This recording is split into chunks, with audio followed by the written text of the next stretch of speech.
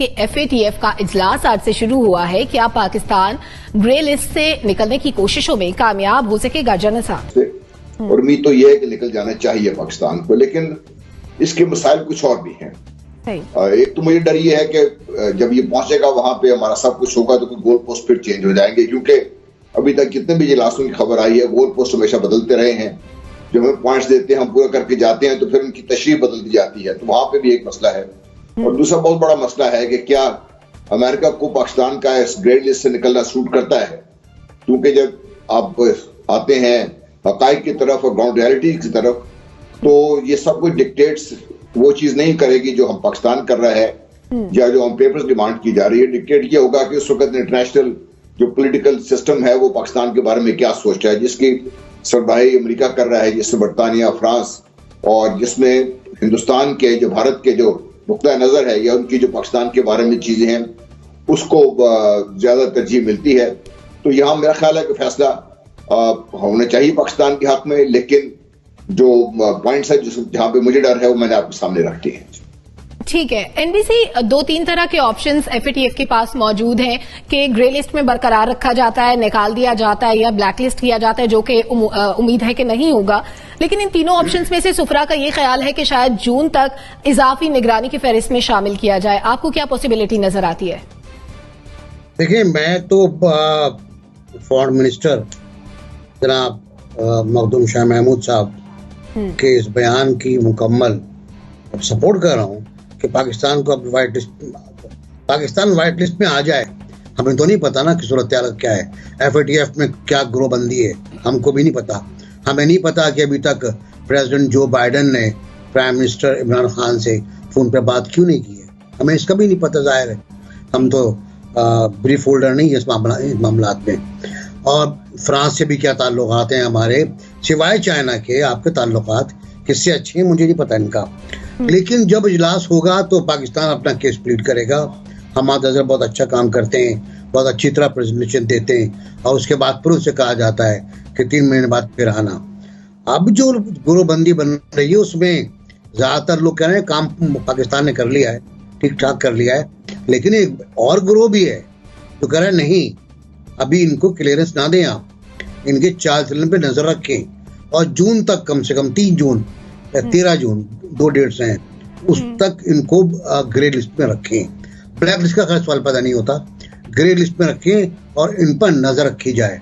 تو یار ہم اب اس طرح ڈوبے کہ لوگ ہم پہ نظر رکھیں گے، ہمارا چال چلن دیکھیں گے. ہم نے تو سب کچھ کر دیا، اپنا جو بچا تھا وہ بھی لٹا دیا ہم نے. اب اس کے باوجود ہمارے ساتھ یہ صورتحال ہے. اس کا مطلب ہے ہماری خارجہ پالیسی میں کچھ نقص ہے اور بڑا نقص ہے. اور وہ نقص یہ ہے کہ ہماری خارجہ پالیسی نہیں ہے، وہ ڈومیسٹک پالیسی کے لیے کا کام کرتی ہے. جب تک یہ ہوگا، کوئی ایکٹیو آدمی باہر آپ کا نہیں ہوگا، تو پھر یہی صورتحال ہوگی. ٹھیک ہے رضا، خارجہ پالیسی اور ڈومیسٹک پالیسی کی بات کر رہے ہیں NBC، اس کو ڈفرینشیٹ کیسے کیا جا سکتا ہے؟ اور جو نیکسس کی چینجز ابھی ہم دیکھ رہے ہیں خطے میں، وہ مالک کا جھکاؤ اگر تبدیل ہوتا ہے تو کیا وہ بھی اس فیصلے پر اثر انداز ہوگا؟ جی بالکل، یہ سارے عوامل اثر انداز ہوتے ہیں. دیکھیے، ایک کوئک کامنٹ تو یہ ہے کہ FATF جو ہے یہ تو ایک ہتھیار یا ایک تلوار بنا دی گئی ہے، اور وہ ظاہری بات ہے کہ آپ کو پتہ ہے کہ پاکستان سے جو عالمی برادری اسپیشلی مغربی ممالک اور امریکہ کی یہ وہ ڈیمانڈ ہے کہ وہ افغانستان کا معاملہ جو ہے وہ سیٹ کروائے، اور اس سلسلے میں وہ پریشر رکھا ہوا ہے. اوپر سے انڈین دباؤ بھی تھا، آپ سب کے علم میں ہے.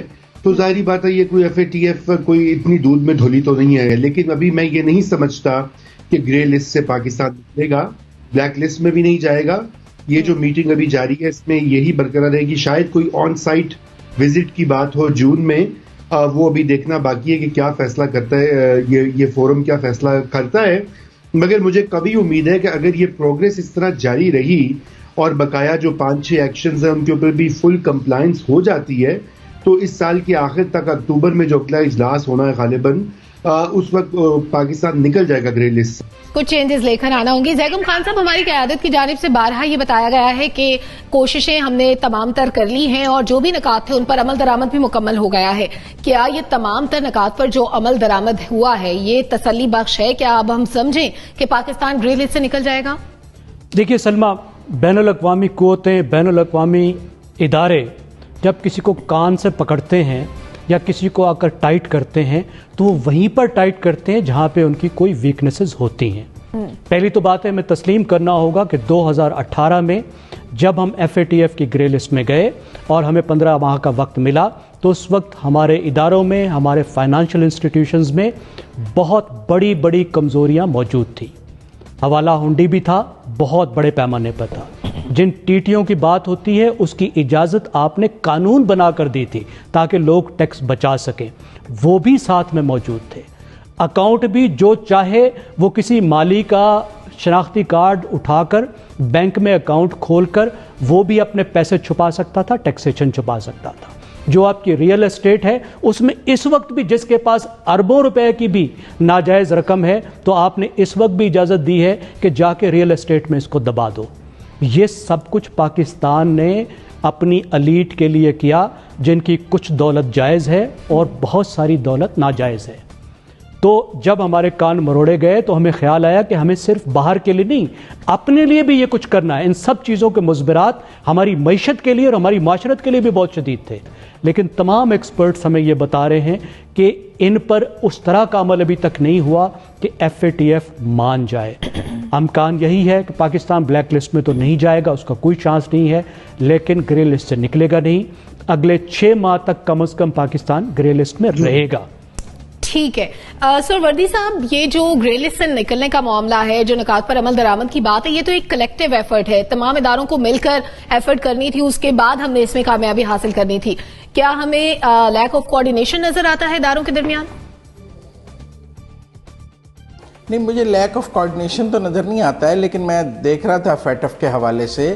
देखें, एक दुनिया में एक लड़ाई जारी है पाकिस्तान के खिलाफ। आपने देखा है FATF के दफ्तर के बाहर पाकिस्तान के खिलाफ मुजाहरा कराया गया और कहा गया कि मुबैना ये लोग पाकिस्तानी हैं जो पाकिस्तान के खिलाफ मुजाहरा कर रहे हैं। यकीनन वो रॉ स्पॉन्सर्ड था। फिर अब मैं देख रहा था कि फ्रांस और यूरोप ने भी स्टैंड लिया है कि हमें ग्रे लिस्ट में बरकरार रखा जाए। मैं समझता हूँ कि सफारतकारी की बहुत कमज़ोरी है। हम पॉइंट्स पर ज़्यादा तवज्जो दे रहे हैं और सफारतकारी पर कम तवज्जो दे रहे हैं। हमने ना यूरोप से बात की, ना फ्रांस से बात की, ना अमेरिका से बात की। मुझे नहीं पता हम क्या बात करते रहते हैं, क्योंकि बहरहाल मुलाकातें तो अपनी जगह मौजूद हैं और NBC ने ठीक तवज्जो दिलाई कि अभी तक अमरीकी सदर ने, जब उसने पूरी दुनिया को फ़ोन कर लिया है, इमरान खान से बात नहीं की है, पाकिस्तान से बात नहीं कर रहे हैं। तो क्या वजह है कि पाकिस्तान से बात नहीं हो रही है? क्या वजह है कि यूरोप पाकिस्तान से नाराज़ है? क्या वजह है फ्रांस ने हमारे खिलाफ स्टैंड लिया है? तो इन बातों का वजीर खारजा को जवाब देना चाहिए। ये 6 पॉइंट्स पर काम हो। भाई, इंडिया के 44 बैंक निकले हैं जो मनी लॉन्ड्रिंग में मुलव्वस हैं और स्टेट डिपार्टमेंट की रिपोर्ट है, उनको तो ग्रे लिस्ट में नहीं डाल रहे वो। हालांकि वो तो अमेरिका के अपने स्टेट डिपार्टमेंट की रिपोर्ट है कि उनके 44 बैंक जो है वो मनी लॉन्ड्रिंग में इन्वॉल्व हैं। बाकी जगह मैं समझता हूँ कि पॉइंट से ज़्यादा ये खारजा पॉलिसी का ताल्लुक है। हमारा कान शायद हमारी इतनी गलती की वजह से नहीं उन्होंने पकड़ा हुआ, हमारा कान और वजूहात से पकड़ा हुआ है, मैं समझता हूँ जैगम खान साहब। और वो कान हमने उनको अपने हाथ जो दे दिया है, अब हमसे छुड़ाया नहीं जा रहा, क्योंकि कान पकड़ने की गिरफ्त ज़रा मजबूत है और उसको छुड़ाने के लिए जो दाव पेच चाहिए, हमारी उस पर तवज्जो नहीं है। हम अपनी गलतियां ढूंढ रहे हैं ज़्यादा। मेरा ख्याल है कुछ खारजा पॉलिसी का मामला है। अगर 6 माह वजीर खारजा सिर्फ खारजा पॉलिसी पर तवज्जो दें, पाकिस्तान की अंदरूनी सियासत पर तवज्जो ना दें, दुनिया के दौरे करें, FATF से निकलने पर काम करें, तो पाकिस्तान की ज़्यादा खिदमत हो सकती है। उन्हें पाकिस्तान के अंदरूनी मामलात से ज़्यादा FATF पर तवज्जो देनी। वीडियो आपने देख ही लिया होगा दोस्तों। सबसे पहले एक बात कहना चाहूँगा कि आप जो ये वीडियो देखते हैं पाकिस्तानी मीडिया के, इन सभी वीडियोस को कुछ इंडियन यूट्यूबर्स ही बनाते हैं। तो मैं चाहता हूं कि आप उनका हौसला बढ़ाएं और उनको अच्छे अच्छे कमेंट्स करें। उनको अगर आप वीडियो के अंदर कमेंट के अंदर गाली वगैरह देते हैं तो ये अच्छी बात नहीं है, क्योंकि ये सारे वीडियो के जो कमेंट्स हैं वो इंडियंस ज़्यादा पढ़ते हैं। तो मैं आपसे रिक्वेस्ट करूँगा कि कोई भी गंदा कमेंट ना करें और साथ ही उन लोगों का हौसला बढ़ाएं जो इस तरह की वीडियो बनाते हैं, क्योंकि बहुत सारे इंडियंस इस तरह की वीडियो बनाते हैं। तो दूसरा बात करें हमारी वीडियो की, तो दोस्तों अगर आपको वीडियो मेरा पसंद आया तो प्लीज़ वीडियो को लाइक कीजिएगा और शेयर ज़रूर कीजिएगा। और अगर अभी तक आपने चैनल को सब्सक्राइब नहीं किया है तो प्लीज़ चैनल को सब्सक्राइब कर लीजिए, क्योंकि ऐसे ही मज़ेदार और इंटरेस्टिंग वीडियो मैं आपके लिए लाता रहूँगा। और दोस्तों एक चीज़ कहना चाहता हूँ कि आपका देश सबसे ऊपर है, अपने देश को ज़्यादा तवज्जो दीजिए। किसी भी दूसरे या कुछ इंटरनेशनल न्यूज़ सुन के आप अपने देश की आर्मी या सरकारों पे भरोसा खो बैठते हैं, जो कि बिल्कुल सही नहीं है। आपको अपनी कंट्री और अपनी सरकारों पे भरोसा रखना चाहिए, क्योंकि वो आपके भले के लिए, आपके भविष्य के लिए आगे काम कंटिन्यू कर रही हैं। तो मिलता हूँ अगले वीडियो में कुछ ऐसे मज़ेदार और इंटरेस्टिंग वीडियो के साथ। तब तक के लिए थैंक यू।